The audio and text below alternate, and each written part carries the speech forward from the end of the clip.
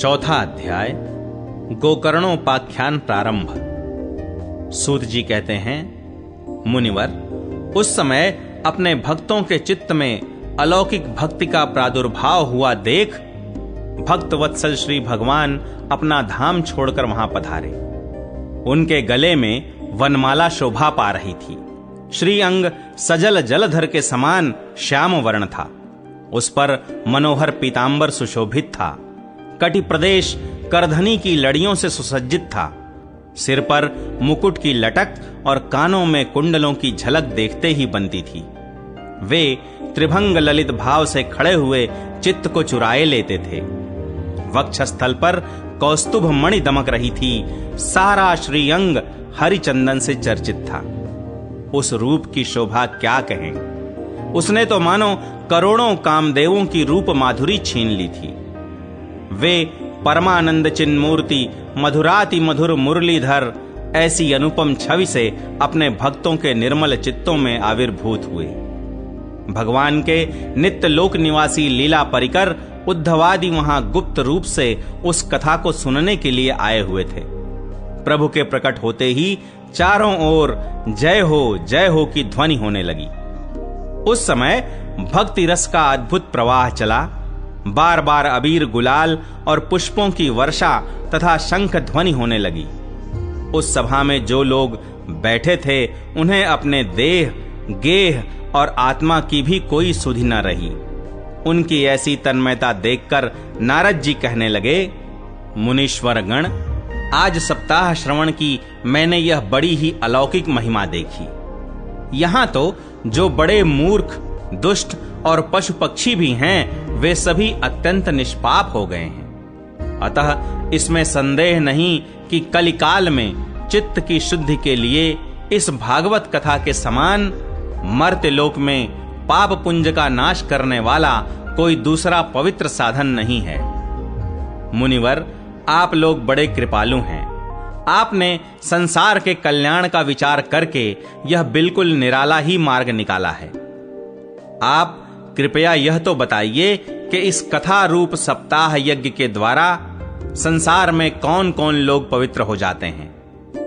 सनकादि ने कहा, जो लोग सदा तरह तरह के पाप किया करते हैं, निरंतर दुराचार में ही तत्पर रहते हैं और उल्टे मार्गों से चलते हैं, तथा जो क्रोधाग्नि से जलते रहने वाले कुटिल और काम परायण हैं, वे सभी इस कलयुग में सप्ताह यज्ञ से पवित्र हो जाते हैं।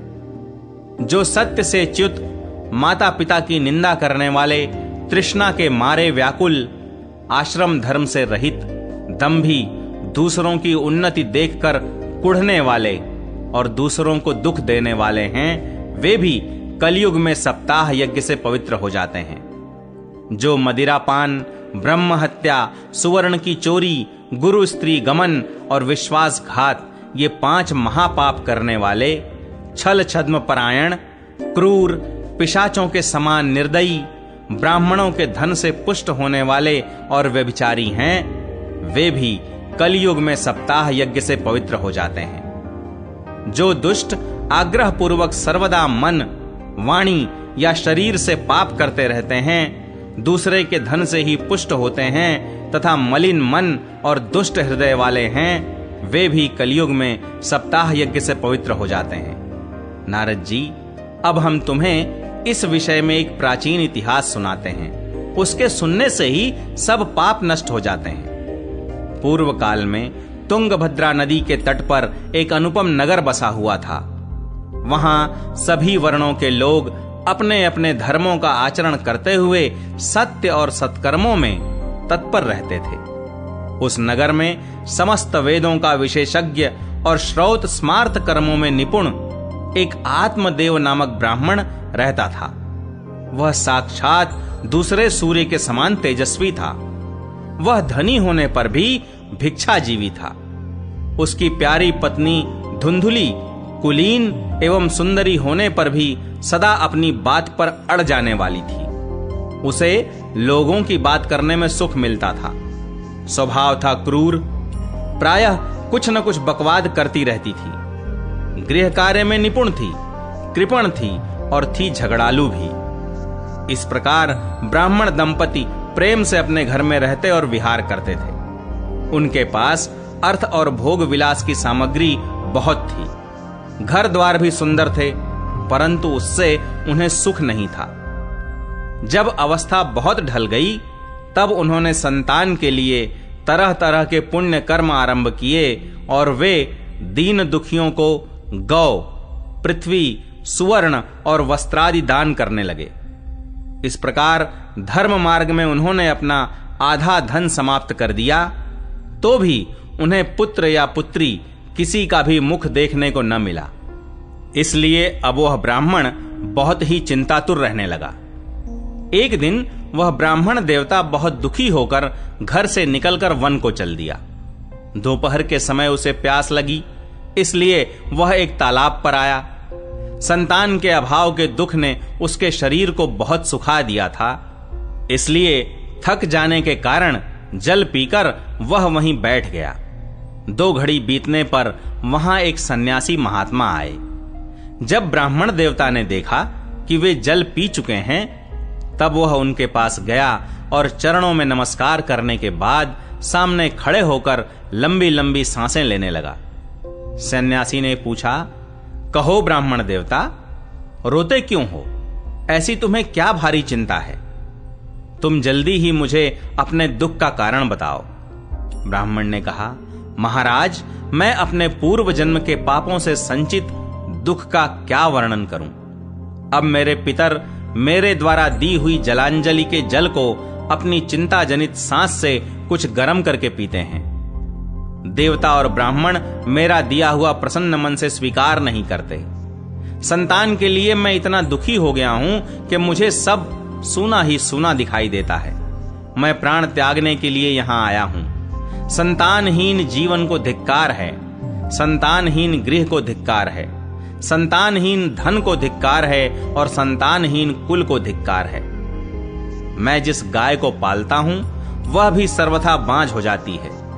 जो पेड़ लगाता हूं उस पर भी फल फूल नहीं लगते। मेरे घर में जो फल आता है वह भी बहुत जल्दी सड़ जाता है। जब मैं ऐसा अभागा और पुत्रहीन हूं, तब फिर इस जीवन को ही रखकर मुझे क्या करना है? यूं कहकर वह ब्राह्मण दुख से व्याकुल हो उन सन्यासी महात्मा के पास फूट फूट कर रोने लगा। तब उन यतिवर के हृदय में बड़ी करुणा उत्पन्न हुई।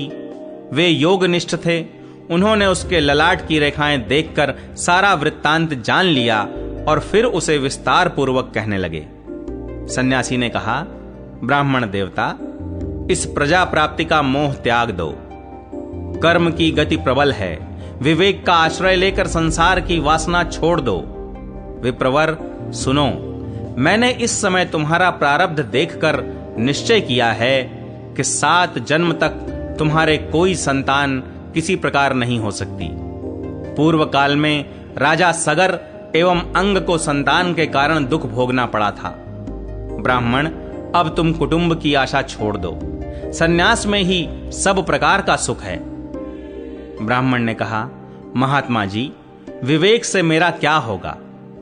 मुझे तो बलपूर्वक पुत्र दीजिए, नहीं तो मैं आपके सामने ही शोक मूर्छित होकर अपने प्राण त्यागता हूं। जिसमें पुत्र स्त्री आदि का सुख नहीं है, ऐसा सन्यास तो सर्वथा नीरस ही है।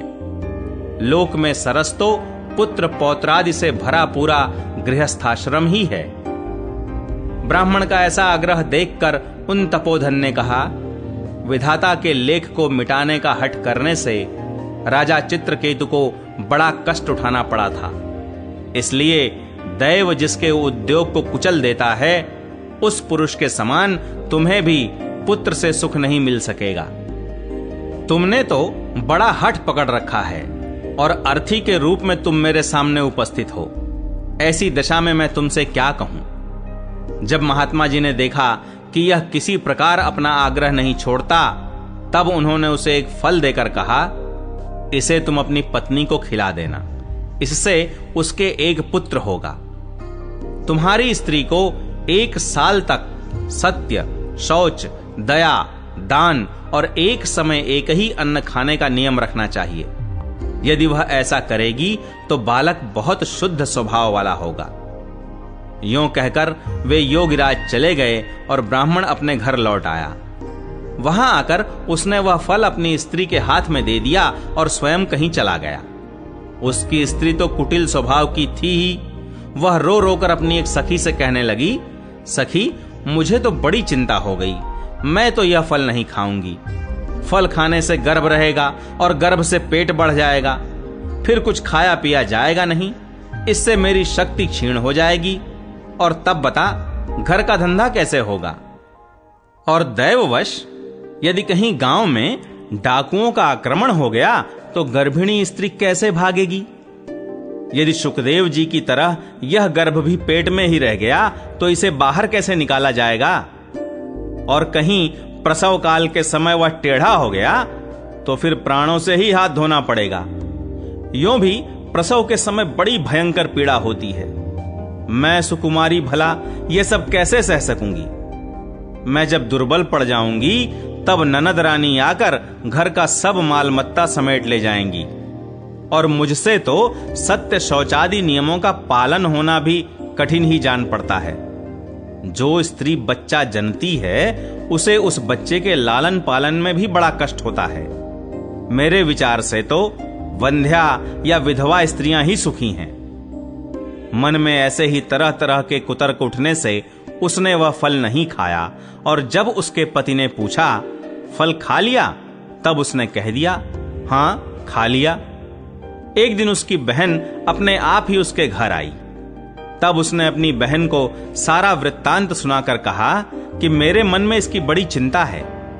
मैं इस दुख के कारण दिनों दिन दुबली हो रही हूं। बहन मैं क्या करूं? बहन ने कहा, मेरे पेट में बच्चा है। प्रसव होने पर वह बालक मैं तुझे दे दूंगी। तब तक तू गर्भवती के समान घर में गुप्त रूप से सुख से रह।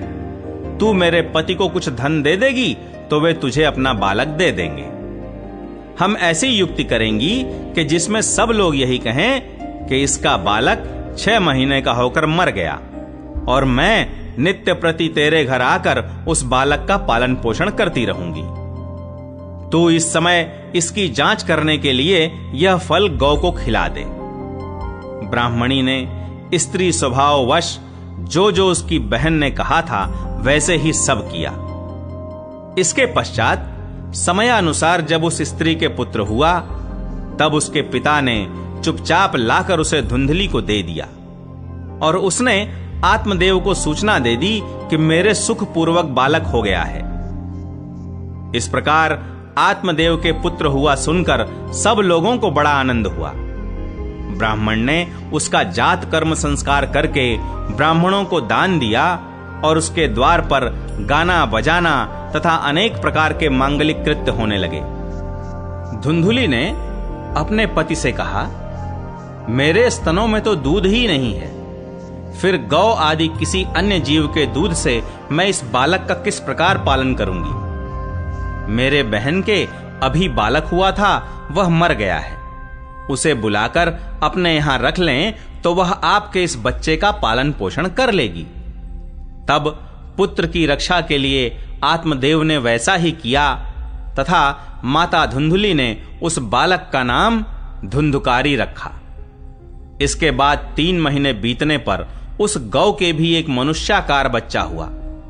वह सर्वांग सुंदर, दिव्य, निर्मल तथा सुवर्ण की सी कांति वाला था।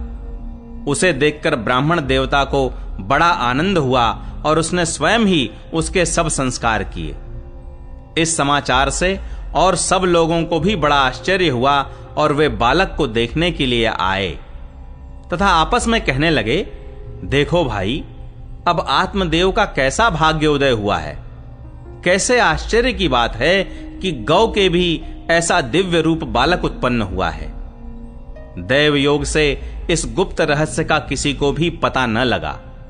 आत्मदेव ने उस बालक के गौ के से कान देखकर उसका नाम गोकर्ण रखा।